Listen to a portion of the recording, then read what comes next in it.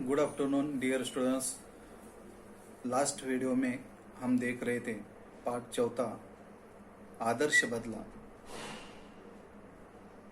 सुदर्शन जी का पाठ हम देख रहे थे।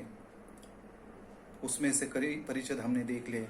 तो लास्ट परिच्छेद में हमने देखा कि 10 साल का लड़का जिसके सामने उसके पिताजी को मार दिया जाता है, तो वो लड़का रोता है, बिलखता है और अपनी कुटी की तरफ वन में चला जाता है। वह अपनी कुटी में जाकर जोर जोर से विलाप करता है, जोर जोर से रोता है। उसी समय बाबा हरिदास उनके कुटी में आ जाते, कुटी में आ जाते और उनको समझाने की कोशिश कर लेते और कहते कि शांति रखो, शांति रखो। लेकिन वो छोटा बालक वो कहता है कि बाबा मेरी शांति जा चुकी है, क्योंकि मेरा तो सब कुछ उस तानसेन ने छीन लिया है। मेरे पिताजी को मार दिया है, मुझे अनाथ बना दिया है, मुझे बेसहारा बना दिया है। तो वह बार बार महाराज कहते कि शांति शांति, लेकिन वह क्रोध की आंखों से उसकी तरफ देख लेता है और कहता है कि शांति मर जा चुकी है, मेरे मन में बदले की आग पैदा हो गई है। इसलिए महाराज मुझे कुछ ऐसा रास्ता बताओ जो मैंने उसका ईंट का जबला बदला मैं पत्थर से ले लो। जब भी महाराज उसकी बातों से पिघल नहीं जाते तो वह आखिरी हथियार वो चलाता है। क्रोध की आंखों से देखता है। जब भी आंखें काम नहीं करती तो उसके आंखों में जो आंसू है वो काम कर देते, क्योंकि उन आंसुओं के सामने वह बाबा हरिदास भी पिघल जाते और वो कहते, आश्वस्त कर देते और कहते कि कोई बात नहीं, तुम्हें मैं वह हथियार दूंगा जो तुम्हारे मन में बदले की भावना है, उसे समाप्त करने का हथियार मैं तुम्हें दे दूंगा।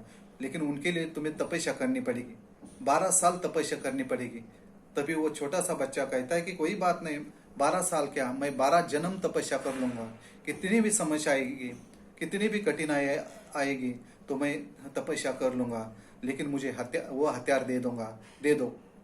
तभी महाराज कहते कि मैं वो हथियार तुमको दे दूंगा। तो वो कहता है कि आज से मैं आपका सेवक बन गया हूँ, आप जो बोले वो मैं कर लूंगा, लेकिन मुझे वो हथियार दे दो। तभी बाबा हरिदास आखिर कहते कि कोई बात नहीं, आज से तुम मेरा सेवक बन गया, मैं तुम्हें वह हथियार दे दूंगा जो तुम्हारे मन में बदले की भावना है, उस बदले की भावना को मैं समाप्त करने का हथियार दे दूंगा। या उस तुम्हारे पिताजी को मार दिया है और जो तुम्हारे मन में बदले की आ गए या बदला लेना चाहते हो तो उसे पूरा करने का मैं मार्ग बताऊंगा। यानी इस तरह वह उसे आश्वस्त कर देता है बाबा हरिदास। यहाँ तक हमने लास्ट लेक्चर में देख लिया है। अभी हम ज़्यादा समय न गवाते हुए हम अगला परिच्छेद देख लेंगे। ऊपर की घटना को 12 बरस बीत गए। जगत में बहुत सारे परिवर्तन हो गए। कई बस्तियां उजड़ गई, कई वन बस गए, बूढ़े मर गए, जो जवान थे उनके बाल सफेद हो गए। अब बैजू बावरा जवान था और राग विद्या में दिन ब दिन आगे बढ़ रहा था। उसके स्वर में जादू था और तान में आश्चर्यमयी मोहिनी थी। गाता था तो पत्थर तक पिघल जाते थे और पशु पंछी तक मुग्ध हो जाते थे। लोग सुनते थे और झूमते थे तथा वाह वाह करते थे। हवा रुक जाती थी, एक समा बन जाता था। यानी 12 बरस के बाद पूरा परिवर्तन हो चुका था, क्योंकि सृष्टि का नियम है, परिवर्तन तो होता ही है। और वो 10 साल का लड़का जो है वो लड़का अब लड़का नहीं रह चुका था, वो 22 साल का लड़का बन गया था।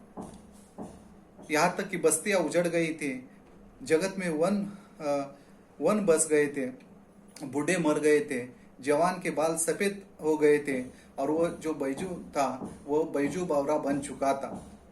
यानी राग विद्या में वो निपुण बन चुका था,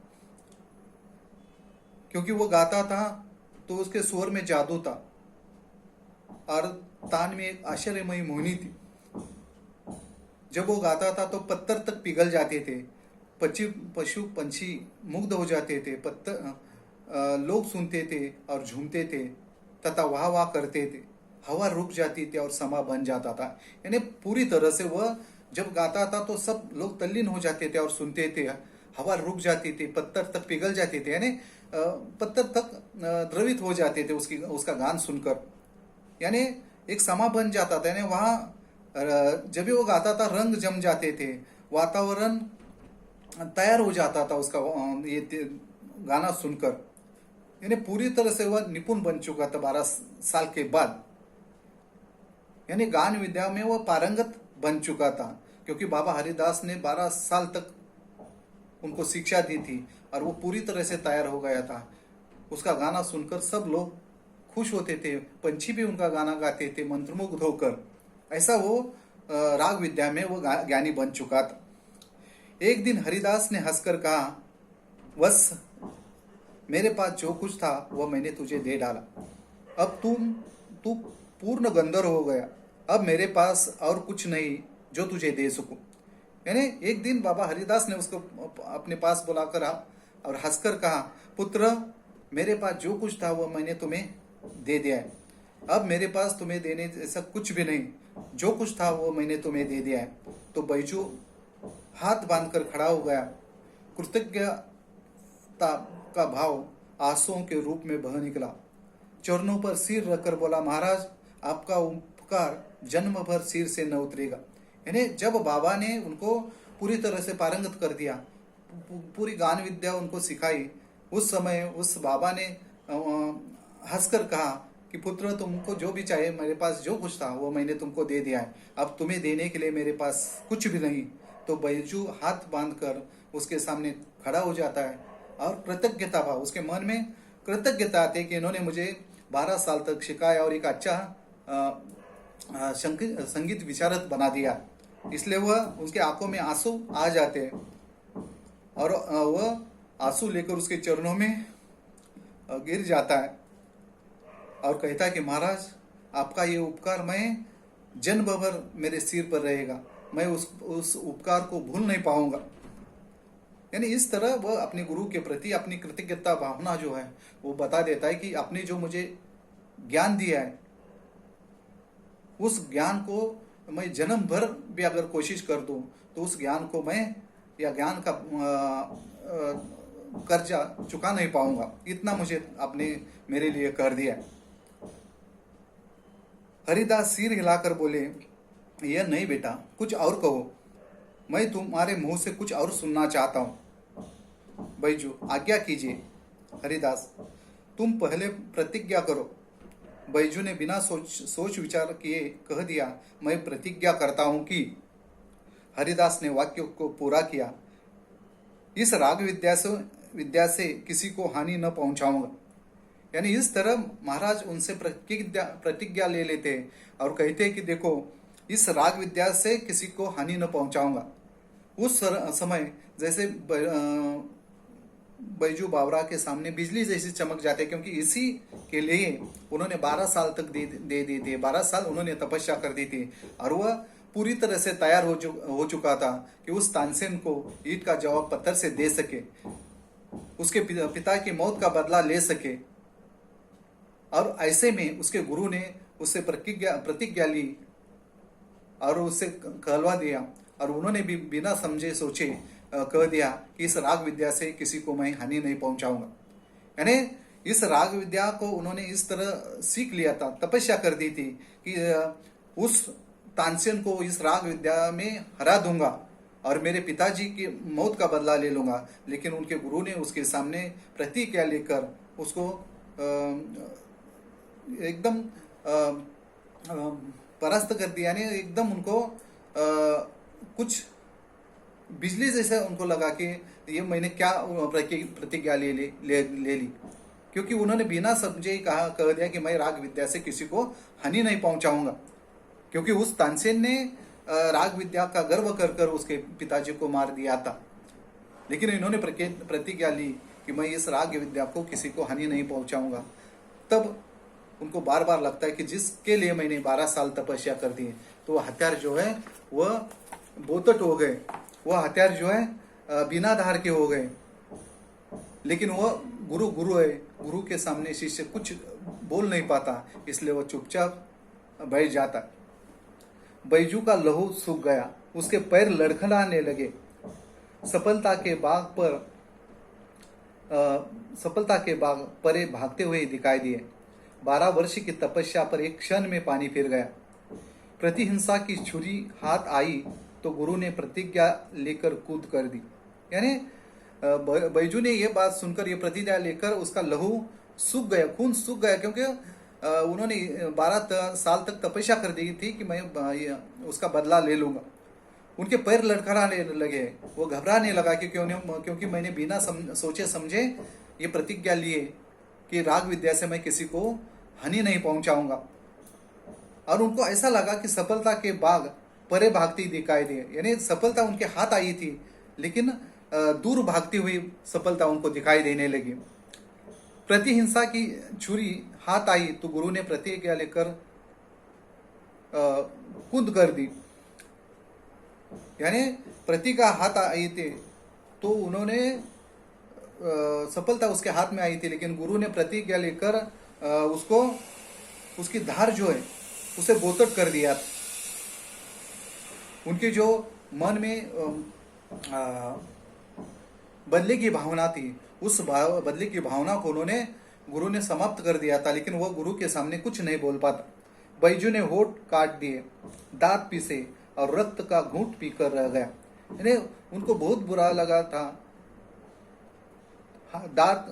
होठ काट दिए, दांत पीस दिए और रक्त का घूंट पीकर रह गए, यानी चुपचाप रह गए ये प्रतिज्ञा लेकर। मगर गुरु के सामने उसके मुंह से एक शब्द भी न निकला। गुरु गुरु था, शिष्य शिष्य था, शिष्य गुरु से विवाद नहीं करता था।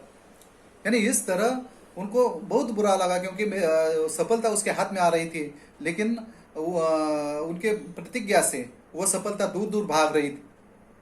यानी प्रतिहिंसा की जो भावना थी उसे पूरा होते हुए देख रहा था, लेकिन उस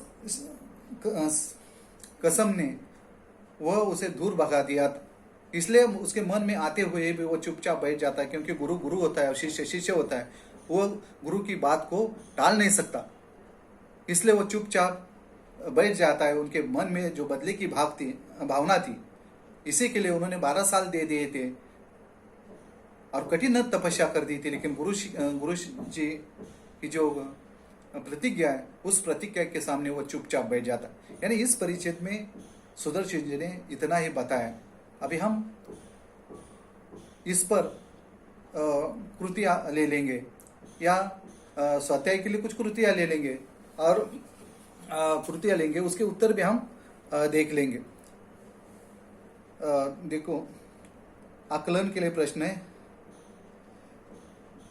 कृति पूर्ण कीजिए। 12 वर्ष में जगत में हुए परिवर्तन, यानी 12 वर्ष में जगत में क्या क्या परिवर्तन हुआ।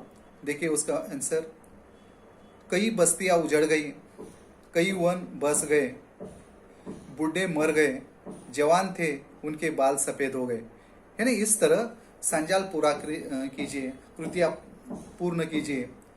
तो उसमें ये 4 उत्तर दे दिए। 12 वर्ष में जगत में क्या परिवर्तन हुए, कई बस्तियां उजड़ गई, कई वन बस गए, बूढ़े मर गए, जो जवान थे उनके बाल सफेद हो गए।